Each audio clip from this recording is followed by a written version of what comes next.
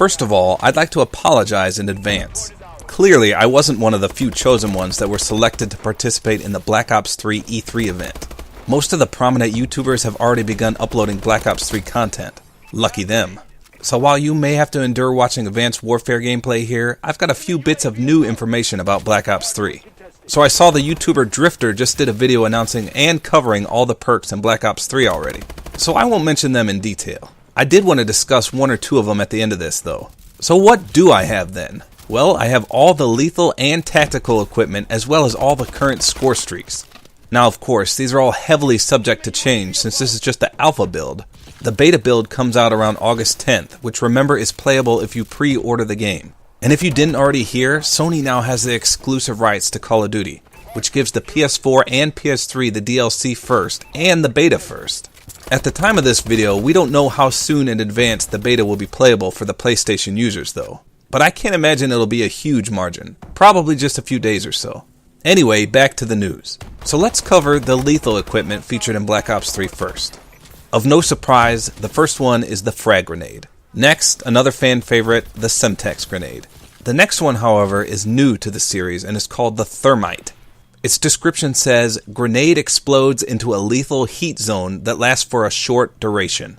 So this must be the fiery explosive similar to the Molotov from prior COD games. It sounds like if the enemy enters the heat zone, they'll take damage. Next up is the Combat Axe, which is identical to the Tomahawk. It's retrievable and an instant death if it hits. The next piece of lethal equipment is another new item to the game, and it's called the Trip Mine. It's a proximity mine that launches into the air before detonating. The picture of it looks extremely noticeable, so it shouldn't be hard to spot, unlike the IEDs or Bouncing Betties. It does sound like it'll function like a Bouncing Betty though. And lastly is the C4, which if you haven't heard has been both buffed and nerfed. It's still double tappable with the square button, but it has to be on the ground in order to do this now. And that's the nerf. The buff is that it now has a proximity alarm on it that notifies you when an enemy is near the device. So as for the tactical equipment, these all seem pretty typical and reminiscent of Black Ops 2. There's the Concussion Grenade, which will disorient and slow your enemy, and then there's the smoke screen, which will obviously produce a smoke cloud. Interestingly though, it states that allies within the smoke cannot be detected on the enemy minimap. I don't know if the smoke grenade functioned like this in prior games, but I don't think it did. Next is the trophy system, which says it'll destroy incoming enemy projectiles within 10 meters. It also states that vehicle missiles have a chance to penetrate it. Now I'm not sure what constitutes as a vehicle in this game though. Also, it doesn't say it only destroys 2 projectiles, much like other games, but I assume it would. Next is the shock charge from Black Ops 2, which seems to function the same. There's one more piece of tactical equipment, but it was locked in the alpha build. I have a hunch it may be the tac insert, but who knows. Now let's talk about score streaks. So there were 12 score streaks in this alpha build, with 6 spots locked. So there could potentially be 18 score streaks in total, which would be amazing. Of the 12 in the alpha build, I know the names of all 12, but only have the descriptions of 10 of them. So first is the UAV, which seems to function like UAVs from prior games. It costs 400 points to achieve. Next is the HCXD, which is a remote-controlled, hover-capable explosive device that can perform a thrust-powered jump and drive on vertical surfaces. And this costs 425 points. It sounds like a souped-up RC car from Black Ops and Black Ops 2, except it can fly, or hover, I guess. Next up is something simply called DART. It states, pilot an anti-personnel drone that is equipped with missiles capable of locking onto enemies and score streaks. Can also dive bomb for an explosive blast. So this costs 525 points, and it sounds amazing.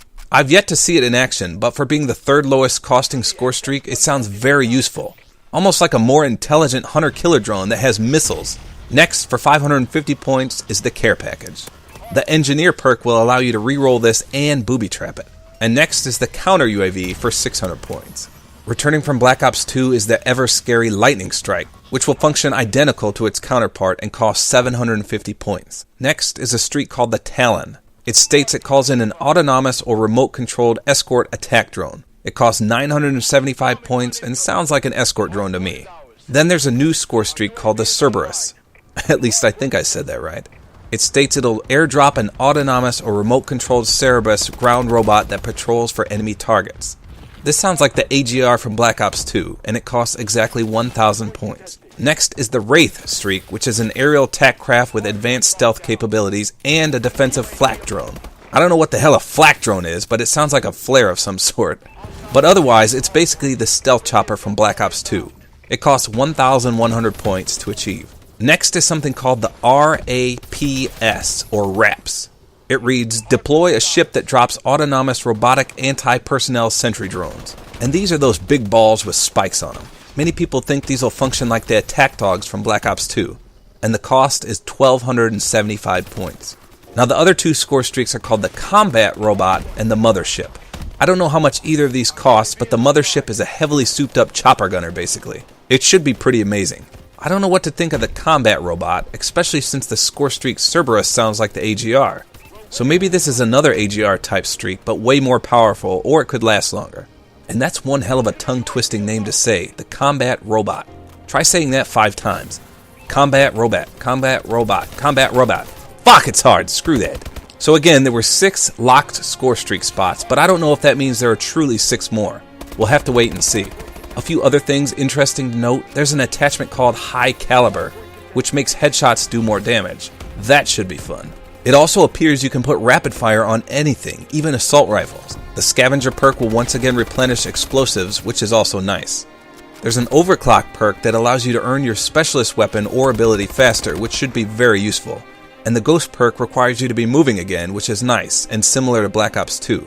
It states that you cannot be detected by enemy UAVs while moving, planting, or defusing bombs, or while controlling score streaks. Those last 3 things are a nice touch, especially if you want to keep hidden while in a controllable score streak. And lastly, a new perk called 6th Sense sounds pretty powerful. It says it'll display a minimap indicator with the direction of nearby enemies. You can see this in the multiplayer reveal trailer. It's basically like the ping perk from Ghost and the motion detector equipment merged into one. Now Drifter said it was pretty useless, but I think it could be real handy if you utilize your minimap a lot. So that about does it. A lot of you have asked what my thoughts were so far on the Black Ops 3 news that has been trickling in, and let me tell you, I'm extremely excited. This game looks like a remake of Black Ops 2 with all kinds of additional content that'll make the game extremely enjoyable. A lot of people were worried about the movement system, but based on the gameplay that I've seen so far, you shouldn't be too worried. The specialist characters and abilities sometimes seem a bit overpowered to me, but that's my only complaint so far. The graphics look pristine, the gameplay smooth, and the fun factor seems high. Of course, I haven't actually played it yet, and I get excited, although not T-Mart excited, for every Call of Duty before release, so don't take my word too heavily. Needless to say, I'm ready for the beta to begin so I can form a true opinion on the game. Regardless, this is one game I'm certainly not passing up.